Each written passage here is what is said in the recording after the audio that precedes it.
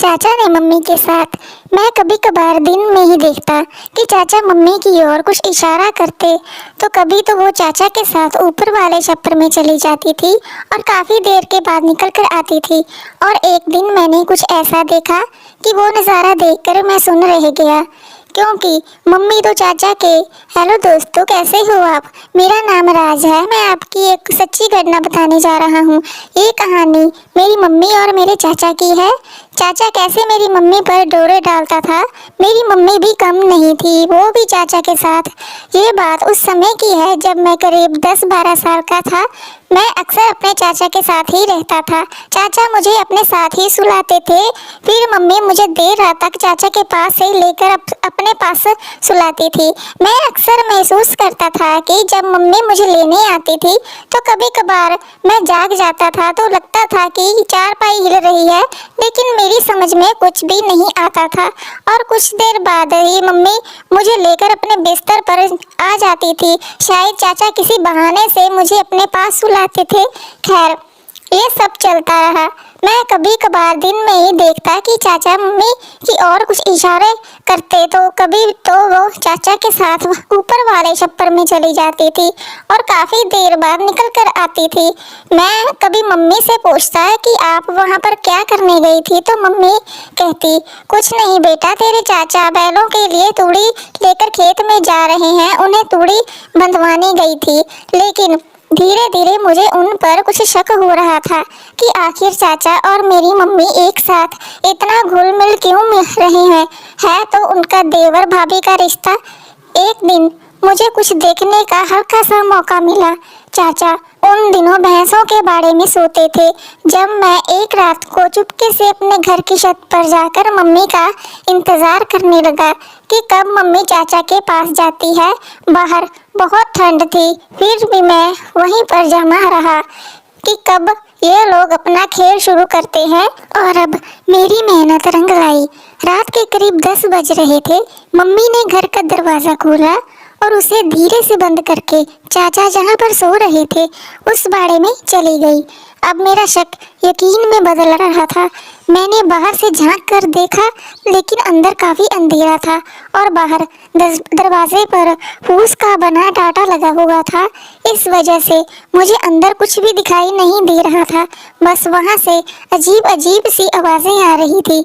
मैंने उस दीवार के साथ कान लगाकर सुनने की कोशिश करी। मैं चुपके से छप्पर के पीछे के आले, जहाँ पर गोबर के उपटे से उन्हें बंद किया हुआ था ताकि अंदर सर्दी ना जाए, उनके पास गया तो केवल अंदर की खुसर फुसर की आवाज़ सुन रहा था। कभी चाचा तो कभी मम्मी की हल्की हल्की सिसकियाँ निकल रही थी। मैं किसी भी तरह अंदर का नज़ारा देखना चाहता था। मुझे आज तो नसीब नहीं हुआ, लेकिन एक बात तो मेरे दिमाग में घर कर गई थी कि चाचा और मम्मी में कुछ ऐसा करते हैं। बस मेरे दिमाग में हमेशा उनका ही ख्याल रहने लगा। आगे की कहानी बताने से पहले मैं आपको अपने बारे में बता देता हूँ कि मेरे परिवार में मेरे चाचा, मम्मी, पापा, मैं एवं मेरी दादी है। मेरे पापा शहर में काम करते हैं। गांव में खेती बाड़ी का काम है जो चाचा और मम्मी संभालते हैं। और पापा मम्मी की शादी हुए करीब 13 साल हुए थे, जिनके मैं इकलौती औलाद हूँ। उन दिनों मैं कक्षा 6 में पढ़ने पास के गांव में जाता था। चाचा की उम्र करीब 32 साल हो चुकी थी, लेकिन शादी अब तक नहीं हुई थी। मम्मी 10वीं तक पढ़ी थी। चाचा एकदम अनपढ़ गंवार आदमी है। मम्मी गोरी पतली है, पतली कमर, गोरे गोरे गाल, गोरा रंग। चाचा उल्टा तवे जैसे काले रंग के, चौड़ी छाती, उस पर काले काले घुंघराले बाल। दादी अक्सर घर पर ही रहती थी। उस दिन के बाद तो मेरा मन पढ़ाई में बिल्कुल भी नहीं लगता था। मन करता था कि हमेशा मम्मी के साथ रहूं। मैं किसी भी तरह उनका खेल देखना चाहता था और हर संभव प्रयास करना चाहता था कि उनका खेल देखूं। आखिर मैंने एक दिन स्कूल ना जाकर उनका खेल देखने का फैसला किया, क्योंकि मैं जानता था कि मम्मी चाचा का खाना लेकर खेत पर जाती है अब तो सरसों भी बड़ी हो रही थी, इसलिए ये दोनों पक्का वहाँ कुछ करते होंगे। यही सोचकर मैं स्कूल ना जाकर चुपके से खेत पर पहुँच गया। यहाँ सरसों के खेत के बीच एक बड़ा भारी पेड़ है, उसके नीचे काफी दूर तक सरसों थी। मैं उस पर चढ़कर बैठ गया ताकि मुझे कोई ना देख सके। मैंने सोचा कि आज तो देख कर ही रहूँगा कि ये लोग क्या करते हैं, लेकिन मेरे काफ़ी इंतज़ार के बाद भी उन्होंने कुछ नहीं किया और मम्मी घर वापस आ गई। मैं आज फिर निराश ही लौटने वाला था। इस तरह 3-4 दिन बीत गए और उन्होंने कुछ भी नहीं किया।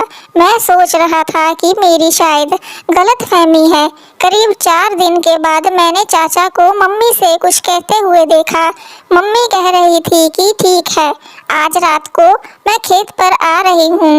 मेरे दिमाग में फिर से कीड़ा कुलबुलाने लगा। शाम को मम्मी ने खाना बनाकर हमें खिलाया और दादी से कहने लगी, सासू जी आज रात को देवर जी का खाना खेत पर ही जाएगा, क्योंकि रात को बिजली का नंबर है। दादी बोली, ठीक है बहू, राज को मेरे पास ही छोड़ जाना, बच्चा इतनी दूर क्या करेगा। मम्मी चाचा का खाना लेकर खेत पर चली गई। इधर मैं भी वहाँ पर जाना चाहता था, लेकिन दादी मुझे अकेले वहाँ पर भेजती नहीं, तो मैंने एक बहाना बनाया और कहा, मम्मी हमारे पेपर आने वाले हैं, आप कहो तो मैं अपने दोस्त के यहाँ पढ़ने चला जाऊँ। पहले तो दादी नहीं मानी, लेकिन काफ़ी मनाने के बाद उन्होंने जाने की अनुमति दे दी। मैं जल्दी जल्दी अपने खेत की ओर चल दिया, जो काफ़ी दूर था गांव से। मुझे रास्ते में डर भी लग रहा था, पर मैं किसी धुन में उधर खींचा चला जा रहा था। बाहर काफ़ी अंधेरा व सर्दी थी। मैं जैसे तैसे करके हमारे ट्यूबवेल के पास पहुंचा तो सोचने लगा कि शायद मम्मी चाचा खेत में पानी मोड़ रहे होंगे। मैं जैसे ही ट्यूबवेल के पास पहुंचा तो देखा कि मोटर तो बंद है और कोठड़ी भी बंद है। कोठड़ी में अंदर बल्ब जल रहा है। मैं धीरे धीरे कोठड़ी के पास पहुंचा तो लगा कि मम्मी चाचा अंदर ही है। मैं अंदर देखना चाहता था कि दोनों क्या कर रहे हैं। यही सोचकर मैं ट्यूबवेल की तरफ एक छोटी सी खिड़की यहाँ से मोटर को देखते थे उसके पास जाकर अंदर देखा तो मेरा शक यकीन में बदल गया। वो दोनों अंदर, कोठड़ी ज़्यादा बड़ी नहीं थी, लेकिन 8 फीट की थी। उसमें एक छोटा तख्त डाल रखा था जिस पर वो दोनों। ये सब देखकर एक बार तो मेरा दिल में आया कि इन दोनों को, लेकिन मैं तो ये सब कई दिनों से देखना चाहता था और आज वह मौका मिल ही गया। फिर मैंने मोटर के कमरे की खिड़की से देखा तो मेरे देखते ही होश उड़ गए, क्योंकि मम्मी तो चाचा के साथ। फिर चाचा मम्मी को बोलने लगे कि तुम हो अपने देवर का ज़रा भी ख्याल नहीं रखती हो। मैं तो हरदम मौके की तलाश में रहता हूँ कि कब तुम मेरे पास आओ। तो मम्मी बोली, क्या करूँ, मुझे ऐसा लगता है कि राज को हमारे बारे में सब कुछ पता चल गया है, इसलिए अब मैं जो सोच रहा था वो बिल्कुल सही निकला। अब मेरे दिल में अपनी मम्मी के लिए जो रिस्पेक्ट थी वो पता नहीं कहाँ गई। आपको ये कहानी कैसी लगी कमेंट्स में ज़रूर बताएं। चैनल पर नए हैं तो चैनल को सब्सक्राइब ज़रूर करें ताकि आने वाले वीडियोस का नोटिफिकेशन आपके पास सबसे पहले पहुंच सके। Thank you for watching.